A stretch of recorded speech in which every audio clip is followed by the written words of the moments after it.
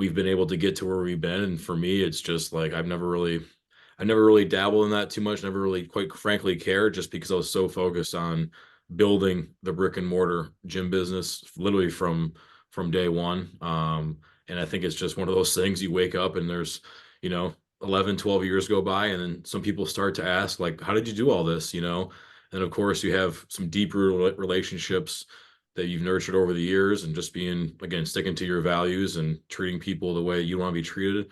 And all of a sudden people take note of that. And yeah, you look up and it's a little bit of a surreal feeling, like, oh, I'm sitting here talking one-on-one with Dave Tate, who was a huge influence of mine. And All I of mentioned ours. on that show too, everybody, right? And so it's like, it's almost like you can't fathom it, but then it's just kind of like, it's kind of like, I had to go do a podcast in person. And, I'm not glossing over that fact, but like it hit me No, afterwards is basically what I'm saying. It kind of hit right. me afterwards. But going down there, I mentioned on the show too, it's like I went down there at least twice before I even opened the gym, going down there, do events, preparing to open the gym. Um, and it was just a cool kind of I don't want to say full circle, because our journey's still going, right? And the personal brand side of things, I guess, is just starting off. And I am not focused on that one bit. But I will talk about business. I love talking about business, and I love talking about with people such as yourself, and people that are, I think we need a bigger, louder voice in the industry, people doing it the right way. And if I can add to that, then 100%, then I'll speak out and brand build as much as possible. But really, we're just talking about what we're doing and why we've had a little bit of success and why we're kind of poised for success in the future.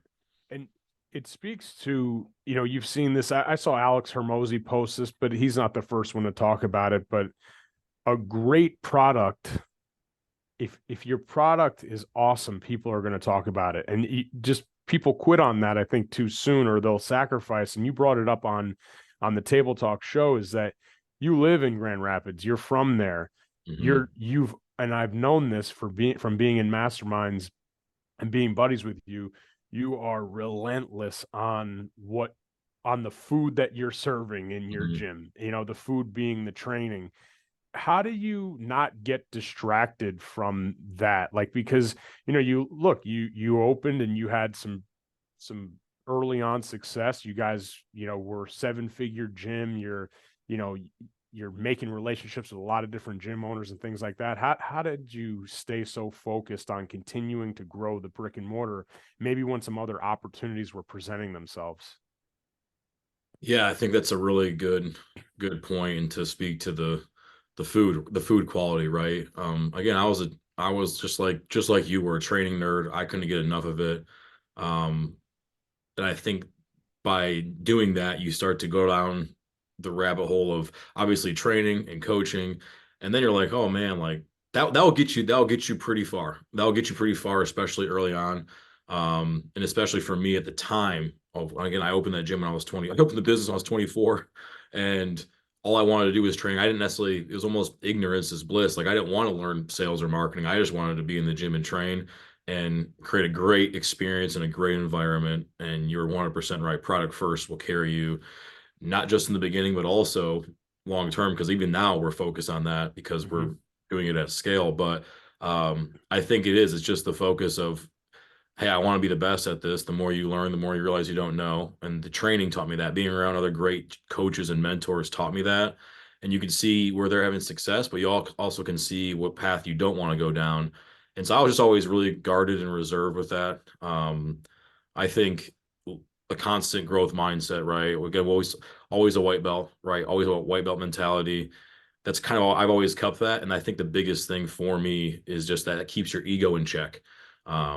And with that ego is, that's where the need for significance comes from. That's where or should I say, the draw for significance, to just, I gotta be out there. That's where the comparison trap comes in, and just like, yeah, no, kind of control your ego or it controls you, right? It's the famous Mm-hmm. Jocko saying. And I guess I just realized that early on. Again, part of the way I was raised, but also there's always more to learn. And I'm also a perfectionist, so it was never to the standard I wanted. And Mm-hmm. so it was really easy to stay focused if you know it's not ready yet. But I'm also human. Like I've gotten off track and lose focus, and you see the effects of that. We just caught it sooner than most people do. So we don't dig ourselves in too deep of a hole. Um, and it's just the relentless pursuit of not only and again, not necessarily a goal, but like what is the end game? And for me, I knew the end game is almost infinite. Some business people will talk about you grow it and sell it and all this. Like I knew, again, just having a good financial literacy acumen, really at an early age, or I should say early in business, like that led me to believe like I probably not going to get super rich off of selling a one location gym owner Mm-hmm. or one location gym. And that's not even the reason for scaling multiple either, right? But it led me to believe like, hey, this playing the long game. I at least want to build something I can be proud of. I at least want to be something that will last, and I want to build something that team members want to be a part of too, long term. Mm-hmm. Just because I saw what again certain mentors and gym owners were doing, and when you're in your mid 20s, like you think you're going to be that way forever, and then it's good to talk to somebody who's 5-10 years ahead of you, let alone 20. And I wasn't seeing too many people that were 20 years 30 at the time, 25, 30 years ahead. Like, where's this 50, 55-year-old gym owner that I need to learn from? And they quite frankly weren't existing. But now, again, knowing guys like yourself and some of the guys that we know, it's like, hey, this is possible. Like, they're not just a gym owner, but they own companies, they're CEOs. And I kind of started that route earlier, maybe than most, and just been relentless towards that objective and playing the long game. I Totally. think that allows you to keep your focus short term if you know where you're kind of going long term. Yeah, it segues me to a quick story for anybody that wants to hear about some exercise with me and the meathead Mark, as he's famously known on his Instagram. So we're at a mastermind. We're at the SPF Vince Gabriel's mastermind in Orlando, and I tell Mark and his brother Derek, I said, "Hey man, I'm running. We're gonna go for a walk tomorrow. Meet me at the meet me in front of the hotel at 7." And we found the nearest set of stairs, and we were huffing the stairs, and I'm standing right behind. I'm following Derek up, who is Mark's twin brother, and there's a power strength. He's wearing a power strength muscle tee, and it has just better never ends on the back. I'm not Yeah, butchering that. better never stops. Better Better never never stops. stops. Yep. Better never Yep. stops. And that is when I think about you and I think about your company, like that's how I would describe it. Every time I'm around you, every time I'm in the room with you, every time we're talking about business, and you're somebody that could be kind of like, you know, feeling good about yourself. It's just like, dude, this guy just keeps fucking pushing the envelope. So, where does that come from? And one thing that you've done that we have to touch upon is you've gone to like a dozen CPPS certifications. You've been in a mastermind since you were 23 or 24 years old. You've paid for coaching all throughout. And that's something that you can't have an ego if you do that. So No. where did that come from? I mean, who led you on that path? Again, my upbringing, parents first and foremost. Again, just do things with humility, win with grace, lose with grace, right? That type of thing. But again, growing up with a twin brother, like deeply competitive, and then so it's like I could talk about having the growth mindset all I want, but really it's just like give me the edge so I don't lose. You know, like I love to win, and I want to do every advantage to win, even if I have to, you know, I'll sacrifice my pawn so I can take your queen later, right? So I want to play chess, not checkers with some of this stuff. So I think a culmination just comes from all that of like, hey, I want to win, I want to do the best, but stay humble. Well, there's always more to learn. There's always someone out there ahead of you too. And you could say, well, Mark, there's a lot of like you're the 1% of gym owners, like, same thing with Varsity House too. It's like, who else can we learn from? It's like, then you go outside the industry, then you go focus on different principles. Like there's always more to learn and grow. Um, and so, yeah, that constant investment is just like, hey, if it's worth it too, like I can learn going to those CPPSs. I learned a thing every time I went that I would use at the time in every training session I did. Like that seems like a great ROI on my time and my investment. Now with business too, it's more not just the tactics you learn or the strategies. It's like I wanted to get out ahead of those mistakes ahead of time. So it's again, our success is just kind of those mistakes I didn't make. And that allows us to kind of keep pushing forward. But it also reinforces like, hey, keep learning, keep spending on yourself. I can't imagine having like not doing that. And when I hear about business owners, especially trainers, different story. We can talk about that in a little bit, but business owners especially, like there's people that rely on you. This is your livelihood. Like the fact that you don't want to invest potentially in yourself and to give you a higher upside, just like I can't relate to that at all. So for me, it was always just like, let's keep pouring on, let's maximize the investment. And with a growth mindset, a true growth mindset and a beginner's mind, like you can gather a lot of value out of it. About a lot of even just doing something the wrong way, learning from other people's mistakes. So better never stops in that regard, and again, now try to pour that into our team. Do you feel more pressure now as a business owner because you are a leader of a pack? Yeah, I for mean, sure. Yeah, for yeah. sure. Like there's way more people, not just again, it's my own family, right? It's different when you're a single guy and you can just live in the gym. Then you have a family. That's your first and foremost responsibility. And then you have your team members, right? But now I have team members and their families. So like they view their kids and their futures probably the same way I do in a little way. So I want to make sure they're confident and knowing that they can just if they focus on what they're doing best, then they're always going to have opportunities. And yeah, that drives me for sure. And but yeah, that's the higher you go, like it's always, the mountain gets harder the closer to the top you get, not to be too Yep. cliche, but No, it does, bigger man. risk, bigger business, bigger, more people, more. We say more people, more problems. It's like no, in business, it's like more facilities, more square footage, more people, more dollars, more problems, more risk. Mhm. So it never stops with that. And I think that's I've been fortunate to kind of build some of those skill sets to allow me to do this, but it also comes out of a deficit. There's many times where it's like, holy crap, what I get myself into. I need to reinforce this. Why am I feeling this way? Why am I weak in this area? Let's strengthen this weak point and prepare for that next step. And so that's why I think growth is so important, right? Growth and comfort can never coexist. So how do I expand my comfort zone to help me get to that next level? And I think that's just we've been able to I've been able to kind of just think that way and master that. But 100%, it's definitely a little more pressure.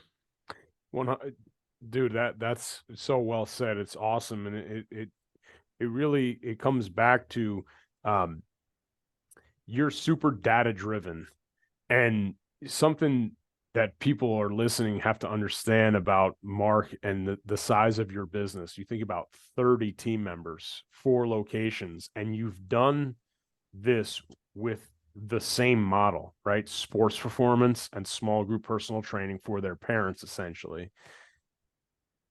The indecision, the comfort crisis, whatever you want to call it, like the growth, it exists at every stage in business.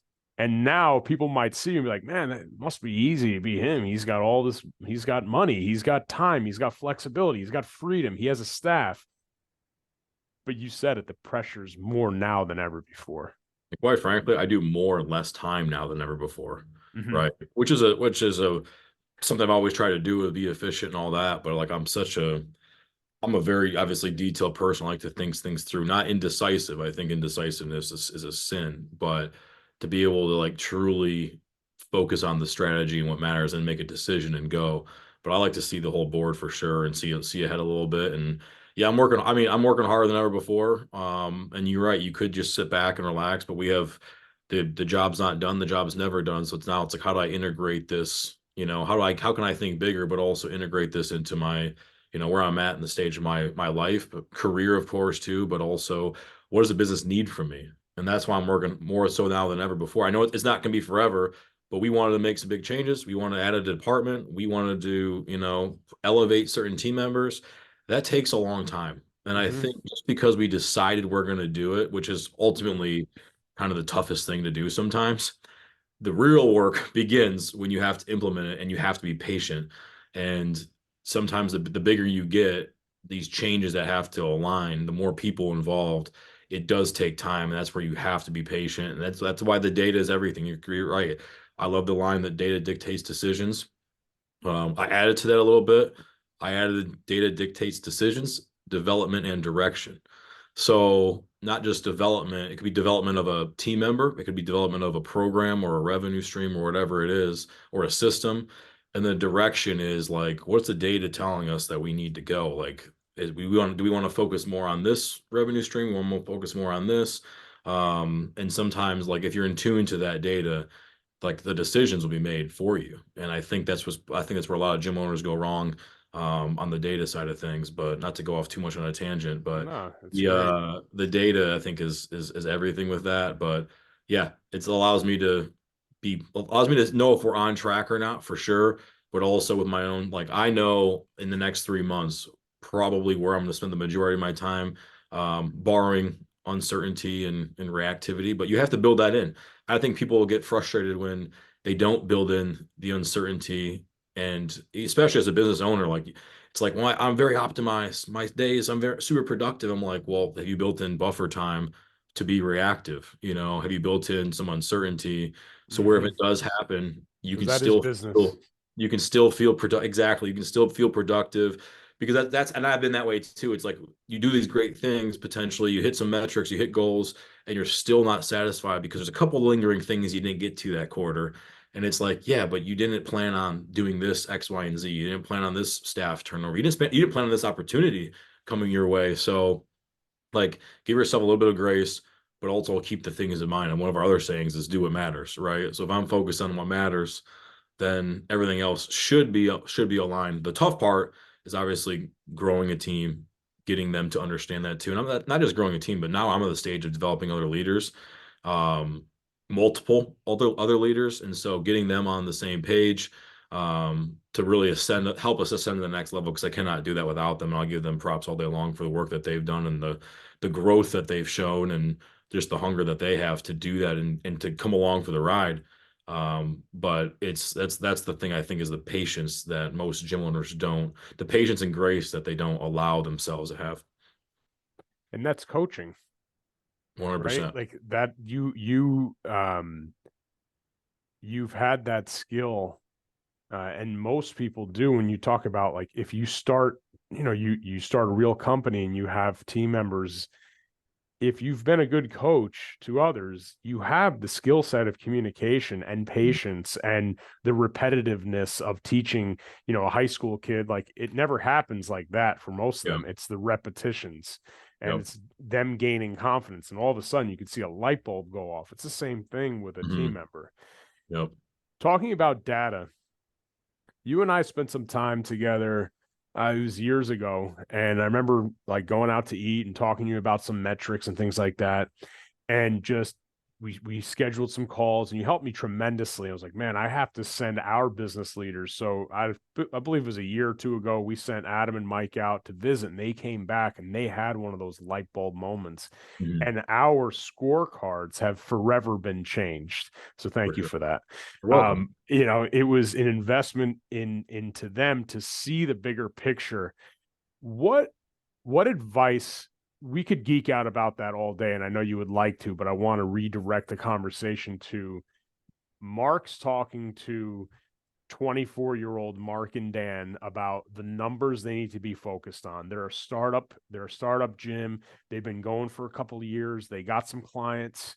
They're making some money, but it's the money that they're looking at is just what's in the checking account, what's my rent, what's my payroll, and they have no insight as to leading indicators, what they should be measuring, what they should be seeing. You've got a cup of coffee conversation with us at 24 years old. What data do we need to be focused on? Yeah. This is probably not in priority, but um, I would have first said, hey guys, you improve your scorecard, you're going to improve your bank account just to set the scene. Like, because I think sometimes we get too into the weeds. We don't understand how these, like, that this is my move the chains mentality, right? We don't understand, like, hey, we want to earn 5 more K per month, but I got to make these extra calls per week, or I got to stay on, or I get this 2 consults a week. Did I get one? I only got one. That's no big deal. It's like, no, hit the two and you'll get your goal. So focusing on the small steps to do that. And by saying like, hey, just improve the scorecard, whether it's tracking or actually adherence, you're going to improve your bank account. And if a 25-year-old Mark and Dan would be like, hey guys, that's what really matters, right? That's what we were looking at. Like you said, we just look at the bank account and see if we're good to That's it. go. So I was said, this is how you're going to improve your scorecard, right? And again, it's like the most gym owners hopefully have a scorecard, and it's probably gonna be your leads and your, consults and new members and current members, right? But I want to take it a step, and we do that too. Like we have to do that. That's the X's and O's. That's the blocking and tackling of our business, right? But then to go a little step further, like I don't think which I didn't track sales conversions for the longest time. Probably the first 6 years of business, easy. Um, which sounds foolish, right? But I didn't answer the phone for 3 years either. We didn't Um, track that either. no, nothing, right? And so, or let alone leads, I didn't track any of that. So now I'd be like, hey, at least track that, track where they're at in the process because you're gonna have to follow up with them, right? So if I'd even track for his beginning gym owner, like track your follow-ups, see who like how many people like is your second, third, fourth, fifth contact that you need to make. I know when we started doing that, we this was not automated, which now there's plenty of stuff that you can do to help you with this, but we had it on a spreadsheet for second, third, fourth, fifth contact, whatever it was. And I definitely did not track operationally the how much capacity did we actually offer and what was that usage rate per session. So long story, because that will dictate obviously your payroll or coaching needs. Even if it's just you as one coach, or maybe you have a part time, or like your payroll is your biggest expense in your business. It has to be, especially when you get bigger, you have to be able to monitor that and set yourself up for success. And the better way to do that is before you add a bunch of team members, not after and you start slicing and dicing, right? But to be able to track that capacity. And I say capacity is like if you had 50 members coming 3 times a week on a 3 time a week membership. All right, we know we need 150 spots coming. There 150 sessions are going to be offering, so on and so forth, right? And then usage is more like, are they actually attending that? How many people are actually coming to that Monday 6 a.m. session, and so on and so forth. So, And because how that are you doing operationally that? Are dictates you are that. you using software to do that? Like Software. how? Now we do a pull report once a month at the end of the month. And the thing is like building the system to be able to do that. I like that question too, because that's the nitty gritty in the weed stuff that you will not hear on your personal brand type podcasts is Mhm. literally what Dan just asked, like, well, how are you actually doing that? Because Dan's not asking that for himself. He's asking that because he has to build the system to ask, then onboard a team member, then hold that team member accountable to actually, are they actually pulling that report? And then he's going to talk to his manager to make sure that that is actually being followed. Because, and that's where things can start to, again, seem complex, but it really starts to simplify your business, and focus on what matters most. But like, and we used to pull it once a quarter, Dan, and now we gone to more on a monthly basis because we have busier schedules, we have more Mhm. people, we have more staff, and our managers need to be in tune to that because we realize that that's a huge metric for us just to on how we operate, but also because it dictates the data dictates this development. Like, do we need to develop another role? Do we need to hire somebody else? Are we going to have enough staff to support our growth goals? Um, so then so I guess I'm trying to think of like the main ones, but I'm gonna say like, do you have any like what else am I missing? What would you track too? You So know, it or have you sounds. I seen me mean, track, or have you seen like what the guys bring back that I may be missing here, just glossing over?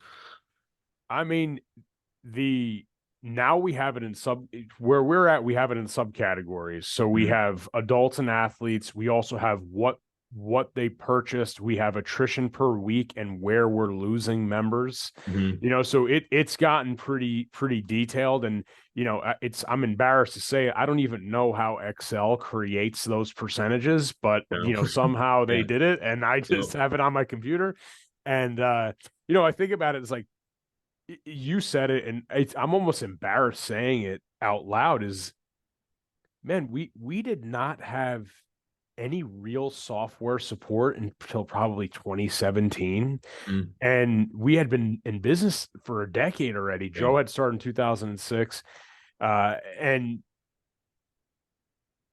it was years before I even could confidently tell you how many members we had in any given week. I Mm-hmm. was like, I don't know, I feel busy. Right. Right. And that's the thing too. It's like to give you guys some like first of all, that you can get by with product first, like we talked about, but we're not bragging about this. This is No, smart to do. So it's like no, if I want to wordplay this, I'm gonna say, hey, you can be product first, but you're not gonna be profit first. If no. you get them to align like right now with the right systems, the right data to be able to have success, then you can have both. a great profit from having a great product. But yeah, I'm not bragging about that too much at all, but it just does reinforce how good if the experience and the product is, you can get by. But now you would never do that, and you say, why? Like I can still get by with this. Again, especially if you're very egotistical, yeah, you can get by, but it doesn't mean you're going to grow like long term, right? And I No, want every advantage to grow long term and have sustainability, because if you look around, quite frankly, that's how you need to deal with competition too. And I got that from 100%. Dave Tate, not the podcast that we were on, but like just in business, you just wait them out. Like that's what I do. I'm just going to wait them out and like say I don't focus on them. I'll focus on us, and I'll look around in 3 to 5 years and see who's still left standing and see who's new to the block. And cool, it doesn't really matter too much. We're just going to keep going on what That we do. Yep, that's a great point because you talk about this word gets thrown around in our industry, in my opinion, far too frequently is burnout. Mm. And burnout, it comes back to sustainability of can you sustain this rate of work?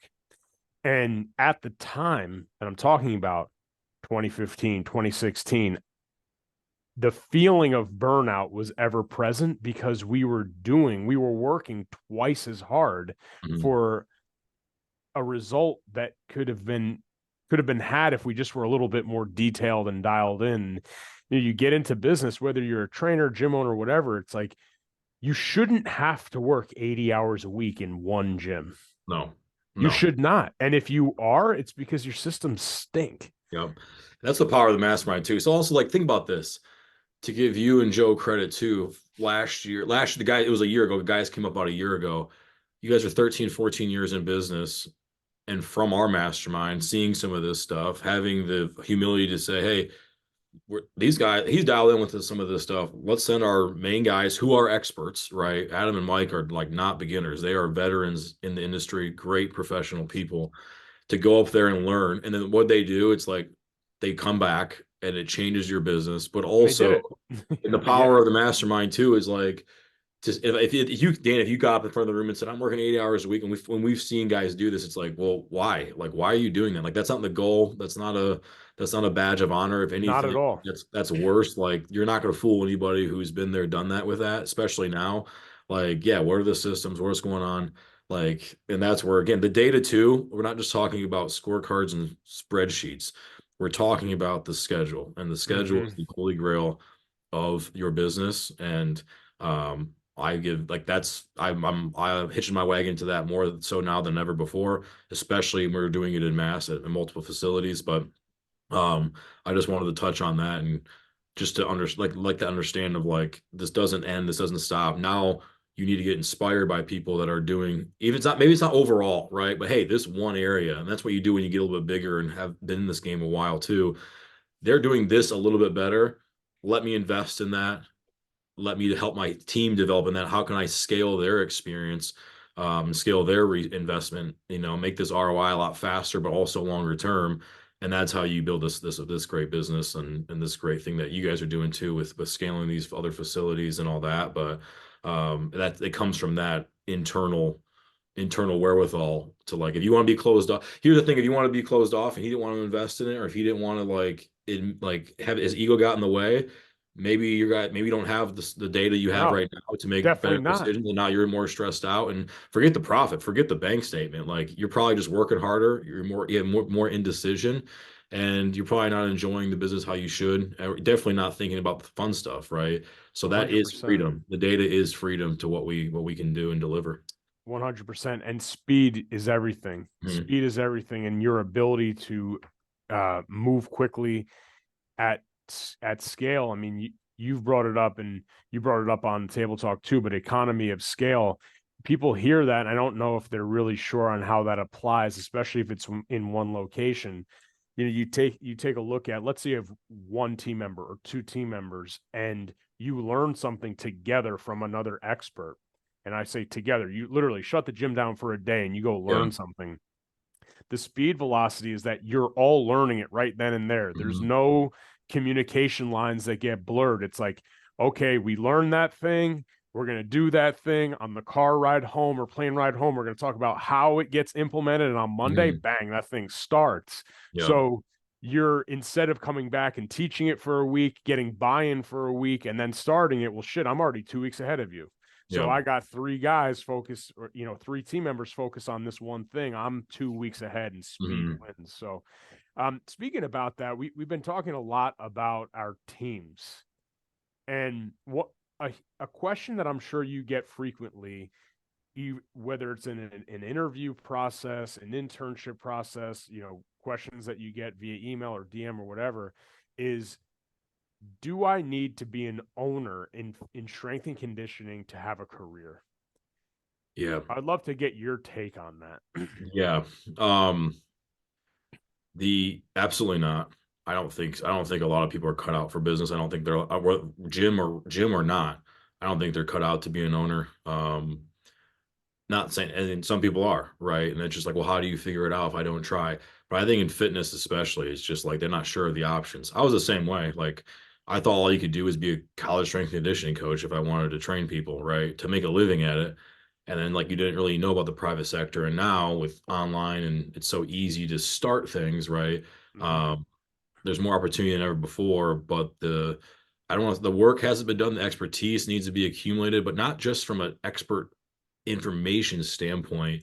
It's just like I'm not sure how many people would like get out of school, like get out of college, and then like you want to start a business? Are you serious? Like, like why don't you go get some experience, like work in a place first, at least know what it's like to have a boss, or at least know what it's like to, get it from the other side, good boss or a bad boss, Hmm. right?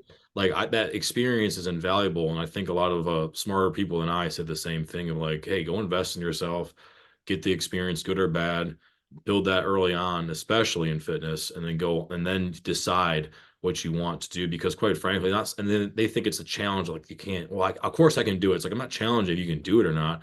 I want to see you have success in a faster rate, so you can grind it out for 6 7 years, or you could go work for someone else for a couple of years, decide if you still want to do it and be that much more ahead, right? So getting in that frame of mind first and foremost, I think is important.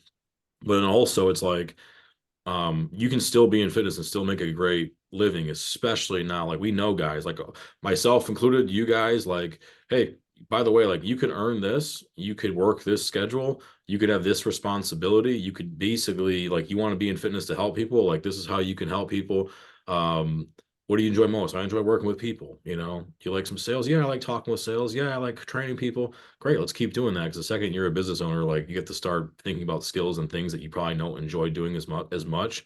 Um, so I think it's just my roundabout answer is like 100% do not need to open a gym. I don't think, again, most people probably shouldn't, especially this. So it's just a volatile business, is volatile to begin with, let alone in the fitness industry, to, really, I don't want to say make it, but really have the security you want to live the life, especially when you get into your 30s or 40s, to set yourself up. So it's a constant, discussion that we have, but also it's like we have incredible leaders in our business, managers in our business that I've met, like, they're better than most gym owners that I've met, especially now.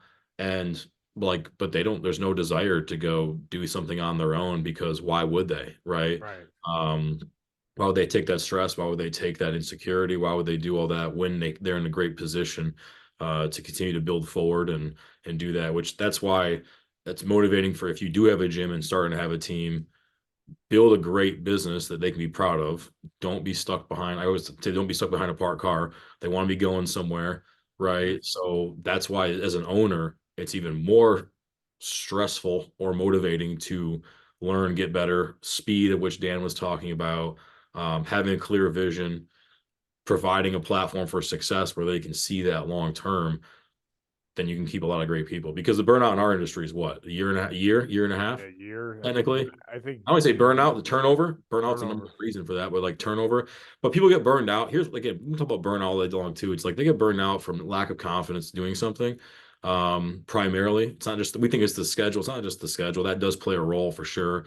Um, but most young trainers, they're sleeping, they're working out themselves, they're probably eating. Most of them are probably eating right. They're still having plenty of fun on the weekends, right? So it's not just the schedule. Like, Right. they'll deal with that. What is like, hey, I have to be told to do this role and I don't understand it. Or Hmm. what was more prevalent, what we're seeing, is they get stressed out from coaching. They want to coach a session, but they get stressed out unless it's in their wheelhouse, right? So now that person can't coach as many sessions because they're not, I don't even want to say expert level yet. They're just not confident running, maybe working with this type of demographic or this type of sport or whoever else it is. Like they're not confident with that yet. So it's like that, be patient, become really good at this thing of coaching. This is what you do as a professional, and it would be less stressful. So now you can get, the better you get at it, the more sessions you can do, the more valuable you are, not only to the company, but you're more valuable to the company, but because you have a bigger range. And now you can maybe work a different schedule. You can Hmm. maybe add on some, now when you add that new responsibilities, now you have the capacity to learn some more, right? Hmm. I think gym owners go wrong with this too, of like, hey, I got this guy's coaching. He's my best coach. He's the best. People love him. Well, I need him to step up and now be a manager or a leader. Well, maybe he wasn't developed yet to be a leader or a manager. That's going to stress him out. So now it's going to bleed into his coaching sessions. Or worse, we see it more with sales, right? Hey, just sell this person. All right. You're a good coach. Like you can sell them. But if they're not prepared for that, then they will suffer. And I think that's where a lot of owners go wrong, just because they want the speed. They want what's best for them too. I think that's what's important. Like I'm going to what's best for them. I want to make sure they have opportunity. It's like, well, let's give them the tools to be successful and the timeline that allows them to be successful as well, Hmm. with clear expectations, clear guidelines, and a path to success. And I say that to an owner, and they're like, "Well, how do I do that?" It's like, "Well, go learn from somebody who's already doing it, right? Like, you don't have to, don't reinvent the wheel on this stuff. There's people out there, right? You guys have trainer school coming up next week. Like, go invest that in that. That's like you're gonna learn more from doing that stuff like that than figuring it That's out on your own, or quite frankly, sacrificing. Again, there's a collateral damage to growth, and sometimes it's the people. Um, and I'm not immune to that either. It's like, man, we lost that person, would have been really successful. If that person was with us now, they'd still be with us. They'd be really hmm. successful. But I didn't have the knowledge or the Oh capacity or yeah, the ability we have set to do plenty of that. those. We have plenty of Tons. those. And that's just the raw nature of it, is like there's going to be collateral damage to growth, and let's try to minimize that the best you can. And that's my advice to most people, especially when I'm sitting in an interview with talking with somebody, of like setting the expectation on the coaching front, but also as an owner, it's like, hey, avoid some of these pitfalls. So I'm a 24-year-old coach. I've done an internship. I've graduated from, Michigan State, and I want to get a job at Power Strength, and I want to become a high earner. I don't know what I Mhm. don't know, but I think I need to become a gym owner to make money. Yep. What types of, again, back to 24-year-old Dan, what type of advice are you giving me to become a high earner? What Mhm. type of skills do I need to acquire? What type of things do I need to be focused on right now to become a career guy at Power Mhm. Strength? Good questions too. And again, if you ask me about, I love the hiring stuff too, which is, like I think you would have asked me a year ago, I'm like, Mark, are you good? Are you good at hiring? It's like, yeah, I've hired plenty of people. We've been doing this for 11 years. Like, of course, last year was like a whirlwind, right? Yep. We developed systems, I developed skill sets I didn't really have, or honed in on them at least. Brought other people along with me in the hiring process so they can learn too. But we hired like 20 something people last year, right? Lots and hundreds of hours involved in hiring and recruiting and onboarding, right? Um, so I've had this discussion before, but I also, on this, for you, we're talking right now, it's more like from an owner mindset of like, this is what to look for, and kind of what we're looking for the most too, especially now, is if you don't have the core value set in your business, that's obviously number one. You have to develop some type of filter of success, of like, this person's a good fit, this person's not, and here's why, right or wrong, like just a gut feeling, because there's no 100% guarantees in hiring. And I think that's something too. You need to give yourself a little bit of grace. Like it's not in a perfect system. And trust me, I'm trying. It's just not a perfect system. Um, but the core values, right, which are what, and I think one of your core values, Dan, you have socially smart or emotional intelligence or something like that. Yes, socially Yeah, smart. to me, I think like that is one of the most important things. Because, and here's the thing too, I think people say, well, I can teach them the training. And I'm like, yeah, but do they want to learn? Are they hungry to learn the Hmm. training? Right. We know there's information abound, right? Yes, you could learn that. Yes, you are a good coach. They could learn, but like at what speed could they learn it?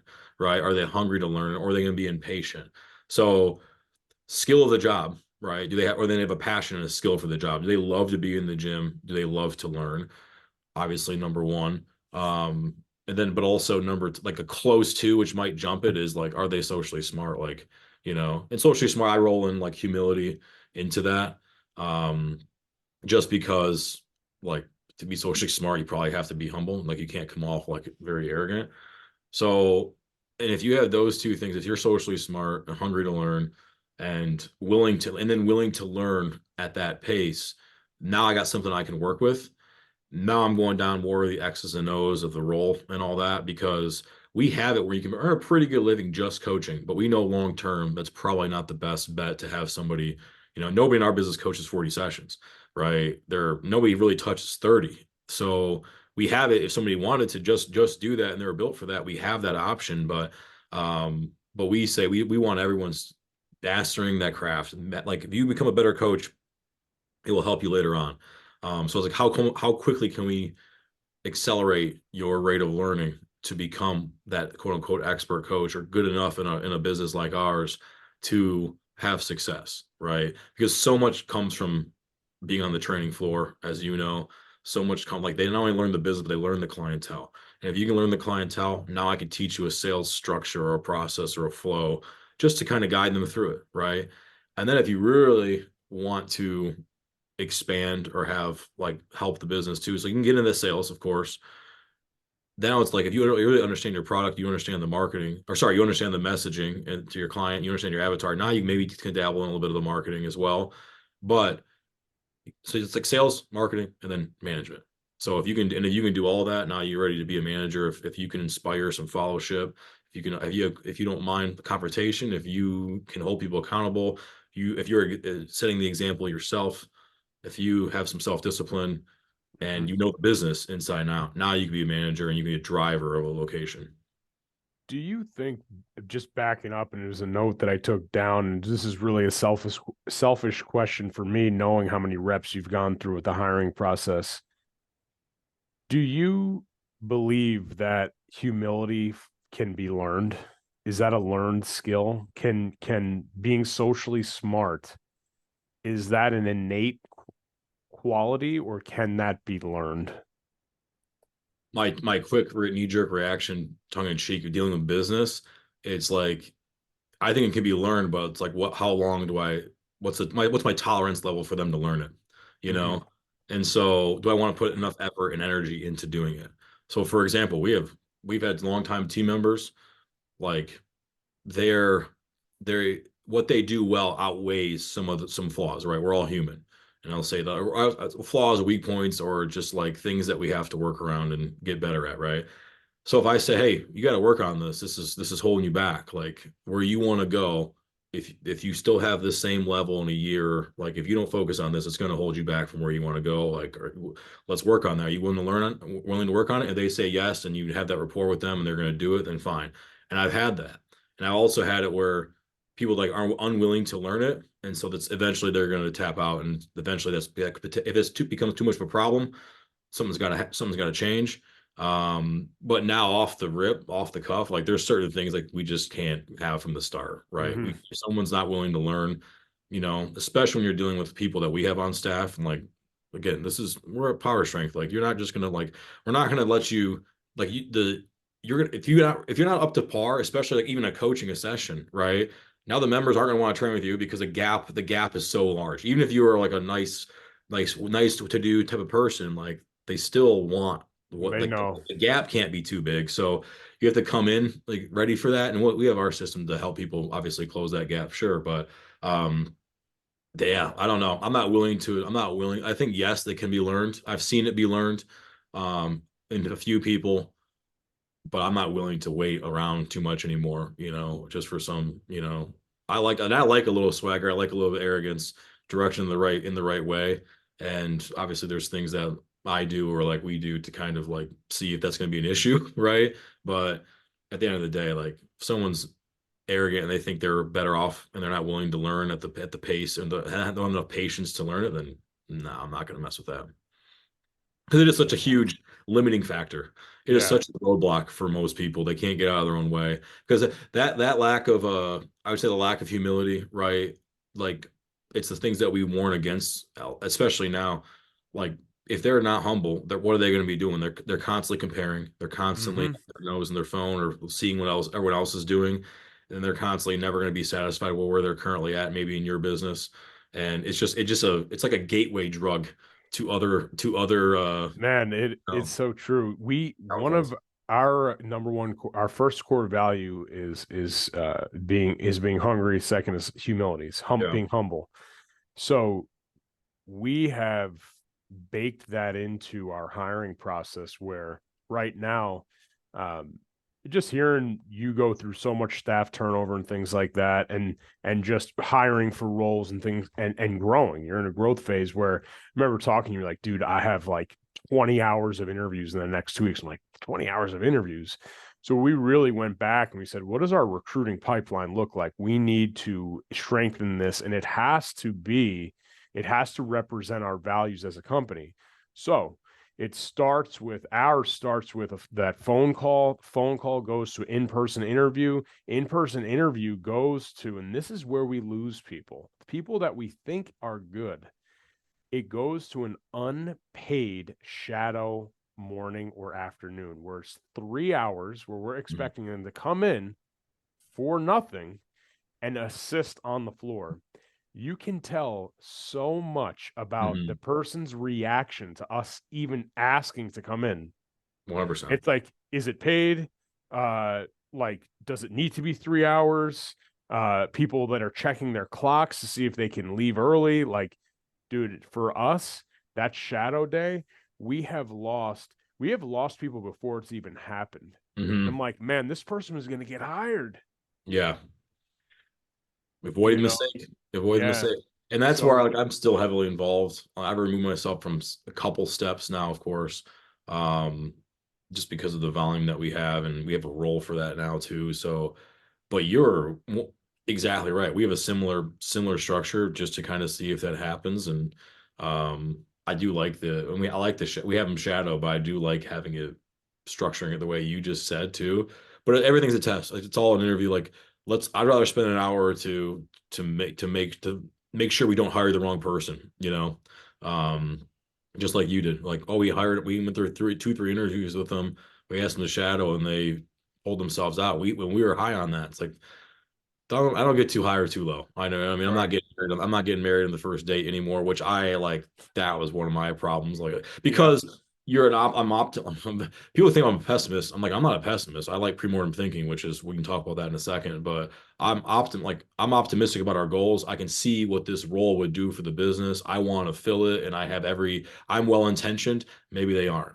I Hmm. think my goals and my values are aligned, maybe theirs aren't, Hmm. and so that's kind of how we have to address that. And then kind of like again at the end of then it's just management, clear expectations. Things change, and you got to be ready to go, and no one's staying with you forever. And I think that's a whole nother conversation on how to kind of keep that people to stay, but also know when it's time to for them to move on and encourage them to move on and help them in that next phase too. So, but yeah, it's a whole other skill set I had to learn too. Yeah. You talk about the pre-mortem thinking, and I've heard you talk about this before, and I've heard other outside of our industry talking about you have to start with the end in mind. And what is that end? And you've touched upon it a little bit in the beginning of the show, but is that is the end, like the end of power strength, is that an icon that fuels you? Is it like defeat that you won't be around as a business? Is it, is it because well, really, what Yeah, is it? What fuels you? it's because that's a good question, and something if you would ask me a few years ago, I would just said I don't know. I'm just focused on the next thing, and we'll see. And I was always really bad at visioning anything like a 10. I can't tell you where we're gonna be at 10 years. 5 years a little is pretty foggy. I'm really good at doing like a year or three. Or I say 1 to 3 years with that. For me, and I think this just comes with this potentially could change, but it's just like my icon, what you as you described it is like we just can't be mediocre. And if we're good, then everything else will fall into place, right?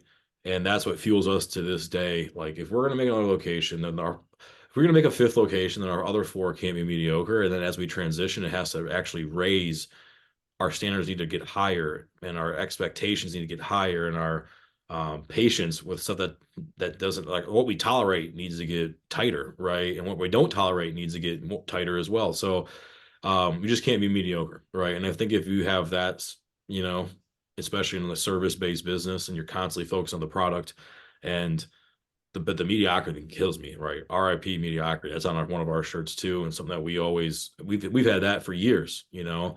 Um, so I think but it's like, but then in what? So it's not just revenue, it's not just profit, it's not just training. Because training, how good is my product? Like, oh, it's good. Well, can you rate it? Can you rate a session? Truly, and this is something that we've done internally too. And this is why I always joke with our guys, but I'm kind of serious, and they're used to my how I present to them. Like, hey, yeah, we did this. This is what's really going well. Like, by the way, guys, want to hear how we suck? This is how we suck right now. Like, if I'm going to be the best, I'm going to look through that filter, and I'm talking about like not being mediocre. Like, if I'm going to, all progress starts with the truth. So I can pull myself out. I don't romanticize my business, right? I don't get too emotional about it because the objective is to be the best. Not and best way to do that sometimes is not make huge mistakes. Don't be mediocre, right? Mhm. Success is boring. All right. So we're mediocre. Well, our sessions are good. How do we know? Well, do we have a rating system? Well, we don't. Well, let's make one, right? So and so's fulfilling the role. Are they? Like, do we evaluate them? How often? Like, what's the evaluation process? Maybe we need to enhance that, right?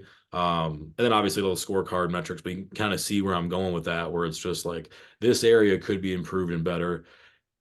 Now, before everyone goes back and starts ripping apart their businesses, like the priority matters. Prioritize and execute is still a very key piece to having this success. Everything is not important, right?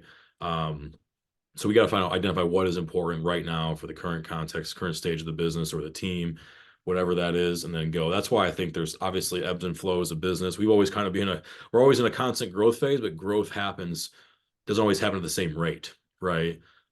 We've grown every year. We've grown tremendously every year. One of the metrics that we have is like our top line revenue that I'm most proud of is our top line revenue has grown 80% at least every 2 years in business, right? The fact that we even know that number because we track it like matters, but that's pretty easy to do in like year 5, 6, and 7, like years it got really challenging 8, 9, 10, 11, 12, right? And even now it's like it's an arbitrary number, right? It's not even a goal. It's just like that's what's happened at the rate we're currently at. But now it's like if we want to do that again, what has to happen, right? And you're Mhm. not going to be doing that. You're not going to grow like that by being mediocre. So it's like that icon, that kind of North Star, that compass takes care of where we want to go financially as a company, whatever it is, just by honing in on what we're doing, making it better, and expanding our comfort zone at the right time, not overextending yourself, right? And then just move the chains day by day. Success is boring, but it's never going to stop, right? It's No, never it stop. never ends. Yeah.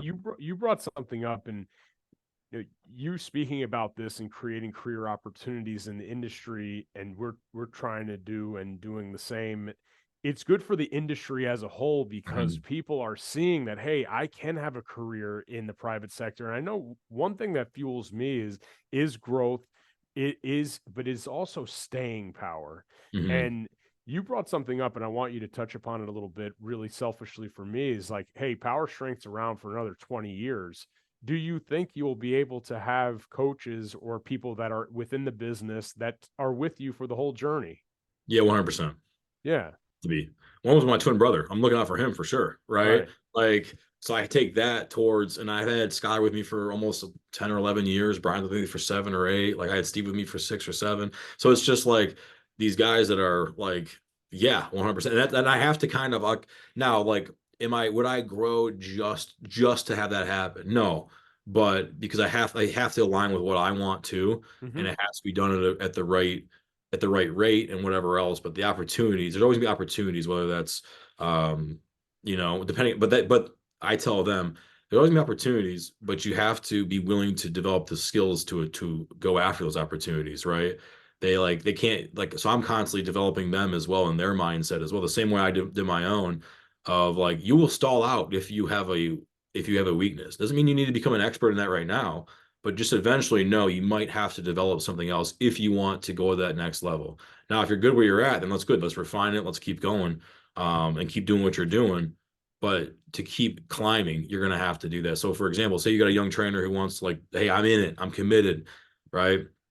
But like, all right, well, how committed are you to learning and growing? Because you're good at this area, but this is a weak area. And if you're committed to growing it, are you? And then I say, all right, well, for how long, right? Um, or they say this, I could do this, I could do this. I said, yeah, you could do it, but are you willing to do it? Hmm. And oh, I'm willing to do it. Yeah, I am. All right, for how long? Right? Because this could take you 2 years. Are you committed? That's Are you willing great. to do that? And so then if you have people like that say, yes, I am, and it's clear, that's the expectation we have to set as leaders. And I did not always talk this way either, like to get that level of clarity, because I give you guys a lot of props because as a partnership, you have to communicate.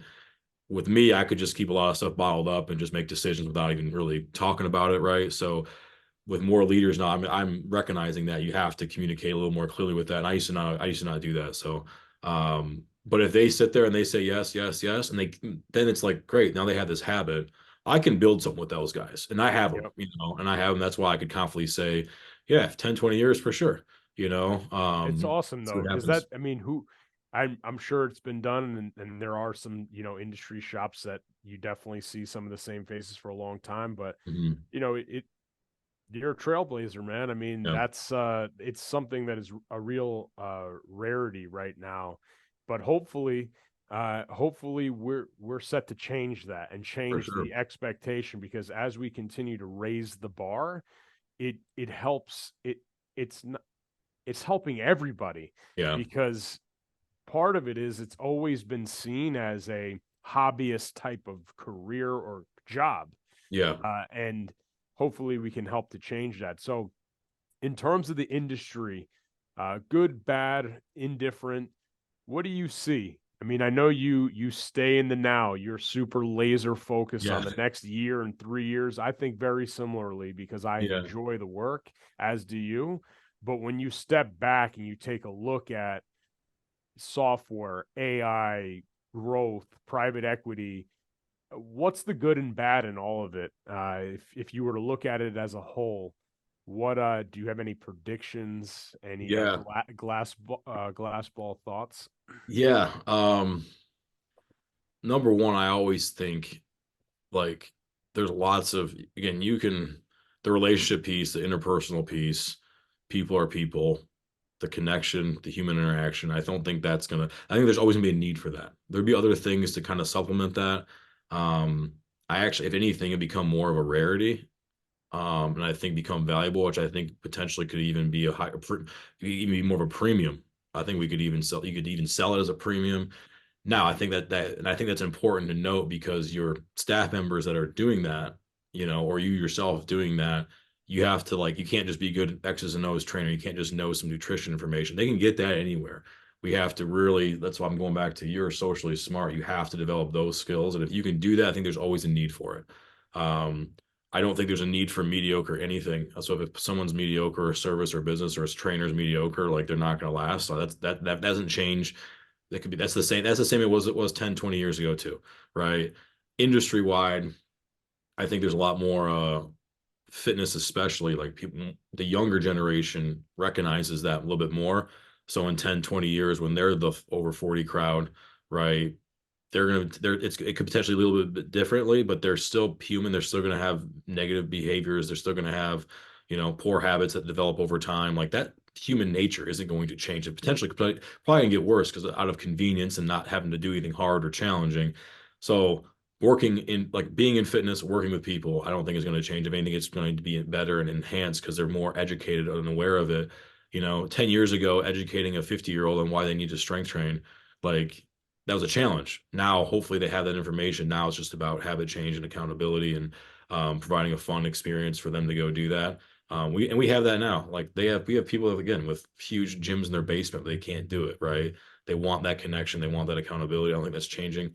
Um, and so there's always gonna be online things. There's always gonna be doing that. But Yeah. we got a glimpse through the pandemic, and that's, we thrive with that. And by the way, like, kids in sports not going anywhere at all. So that's become, again, the education of why it's necessary. So, like, forget, you and I weren't gym owners, and we have young kids right now too. Like, we're aware that, like, this is a bad example if it's you and me, but like people our age that have kids, they know that working out and exercise and getting the proper training is important. We don't have to educate them either. Again, 15 years ago, it's like, well, why does my kid need to be Yeah. here? The high school weight room, They you need know? So speed. yeah. Yeah, Like, like, and by the way, you think parents are going to give up that advantage? You know, they want their kid to have every right. advantage than ever because I think parents are becoming softer than ever, which is a different story.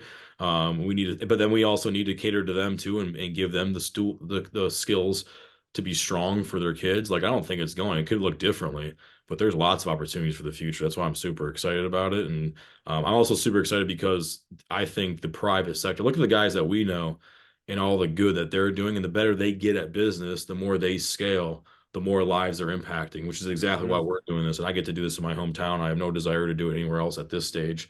Um, and so it's just like, that's what's important to me, you know? And the staying power, if I have staying power in my hometown, but I can impact, 1,000 more people next year because I open up more locations or whatever it is, then, and if we're the best at that, relatively, right? Then that's a really good fulfillment piece, and there's always going to be a need for that. So those are my two thoughts. I don't think about that kind of stuff too much, like you said. Um, Maybe it's bad. I don't know who anyone is. I don't follow anybody that's famous on Instagram or anything like that. I really don't know. I'm not really industry. I'm really pretty bad at that kind of stuff. So I don't know what they're saying. I don't know what the talking heads are saying. But people like you and me, they're actually working with people that actually are in the industry, thinking about like how to become. We're distracted with things that matter, right? Yeah. Um, but I appreciate that question, and I appreciate the challenging thought too, because I don't really it forces me to think about that. But that's me Yeah. working on the future. I'm not sure either. That's why it was a question that, it's a question that if you and I were out to dinner, I'm sure it would come up in some capacity. But Mhm. something that I know that we have to do as a company a better job of is adapting to some of the speed of the technology and Mhm. integrating it into those interpersonal types of, I mean, and just the examples, it's like, we use software for some of our programming and delivering Mhm. that, some of Yep. the automation touch points to clients to Yep. give them more data points on what they're doing or when their next session is, or all the way down to like this past weekend, you sold me on Anomaly to use that There as a you go. defensive Yep. tactic to speak to Mhm. and just improve client experience. And those Yep. are just things that's like we've been resistant to change in years past, and I'm not sure you're things are moving at such an Mhm. incredible rate of speed that you have to adopt it even as a brick and mortar. I mean, when my Yeah. barber, he adopted a booking system. I Yeah. never waited in a barber shop ever again. I sit in Right. that chair the minute I get there. I'm like, Well, dude, to your point too, I wholeheartedly agree with you on that because I'll always be adapting for systematic change in our business to make things more efficient and stay up with the times and what does the client actually need and how do we not only save costs but just make it efficient, be more convenient to work with. So that's going to happen. That is changing. I think there's ways to really make that positive. Um, but we have like we talk about other tech involved in like workouts and everything like that. Like we don't have the TVs, we don't have heart rate monitors, we don't have any of that. And there's tons of stuff out there. Some people like it, some people don't. So you got to find what works. Either way, like 5 years from now, 10 years from now, you're still going to have like what works for people. What do they prefer? And you just have to be in tune with that. And I think if you're in tune with your business and your clientele, that's gonna answer itself. If you really want to make sure if you're truly client first type of service, that will you'll stay up to speed with that, and you're not going to have to have a crystal ball to predict some of that stuff. But yeah, as a business owner too, like you got to be on the lookout for the stuff to make yourself more efficient and streamlined, but also giving the tools to your staff to have success. I think is an underrated thing. I think more people need to talk about that. Just because we're resistant, we don't like the tech, or we don't want to learn another system. We're not good with computers. Your staff is, and they want it and exactly. make it better, and it'll make the like remove stress or remove decision. Then I will pay for that, and I'll learn that all day long. So we're talking about he mentioned Anomaly, which some is a great guy. I've been working with him for years, just as a client customer, and like, but I went and learned the system, right? If I learned other software, like I went and learned it myself first, just to be able to scale it, systematize it, know how to integrate within our business. So I would also like I recommend doing that. I cautionary tale of just like, hey, we'll do it for you. It's like you at least got to know, even if you Yeah, don't you like got to it. know how You it gotta know. works. You gotta know Shout because you gotta do shout it. out to Summit. That Yeah, guy is on the road more than anybody I know. yeah, He's he's a great guy. he's hustling Yeah. that software I and like it. And I asked him uh, that. I said, "What's going on? How are you maintaining this?" He goes, "This is where my clients are at." And I think that's just a good lesson. Even we as trainers or coaches can do. As trainer, that's what my mindset was. I want to go where there are trainers, where I want to go learn from them. That's why I was like the constant learning. Now, as business owners, it's like, where's the mastermind? Where's the next group? What's going on? Like, I need to be there and I need to do it often. And that's just the growth. Again, rounding out with the kind of the always beginner's mind, growth mindset. There's always a little bit more to learn. And even if that, oh, I learn enough, I know enough. It's like, yeah, but if I get this reinforced, then I can rest a little more easy. So there's also about reinforcement too, because I get that a lot too. It's like, you've been in a lot of groups, you've been doing this a long time. It's like, you're not learning anything new, are you? It's like, yes, I can't. I'm not saying no because you learn different things, but you learn different perspective. Number one, but also even if different it gets stage. reinforced because our biggest like even we're not invincible. We have doubts in our heads. Like, oh, I can quiet that doubt. Now I'm not. That's not weighing me down. What now can I think more clearly about because that's not weighing me down and I have clarity on that. Like that's the power of a coaching group, power of a coach, mentorship, what mastermind, whatever you want. And I think there's a huge need for that and by the right people certain people that there's certain people you just shouldn't ask at certain times and then you got to so I think that's a big thing of finding the right people at the right stage to help you. Yeah. That's what I did too and I think that's what was really beneficial for me. Listen, man, this show has fired me up. You know, anytime I get the opportunity to hang out with you and spend time talking like this, you know, I know it was done for others on the podcast forum, but I've got a whole page of notes as I always do, and I appreciate you and your friendship and Mark Ennis, everybody. Mark, where can everybody find you to bother you? Because I'm sure you're gonna have some questions. Uh, I have a just huge following. I have lots of people managing my media these days. Meathead Mark on Instagram, at PowerString TS on Instagram, Twitter, or on Facebook too. We have two Facebook pages. You'll find all that. And markennis.com. Trying to filter a little bit better things on that. Cool. But and then we'll do a little stuff I'm on the podcast with some of our other buddies on Gympire or Build Your Gympire Yep. on Instagram. You can find that too. So I don't know. I listed off 6, 7 things. So this is becoming kind of a big deal, but just follow the business of strength and then click on some Yeah, links. yeah. You know, I'll put some of your links in the show uh, notes here. awesome. Well, appreciate it, Cool, Dan. man. Again, I love what you guys are doing. You guys are doing some awesome things, and getting to know you over the years too has been super inspiring and motivating as well. And obviously, like again, you have plenty of people on this show too, so I'm happy to be added to the roster officially, and we'll have to do a part two for sure. Awesome, man. Thanks, everybody. This is the All right. business of strength.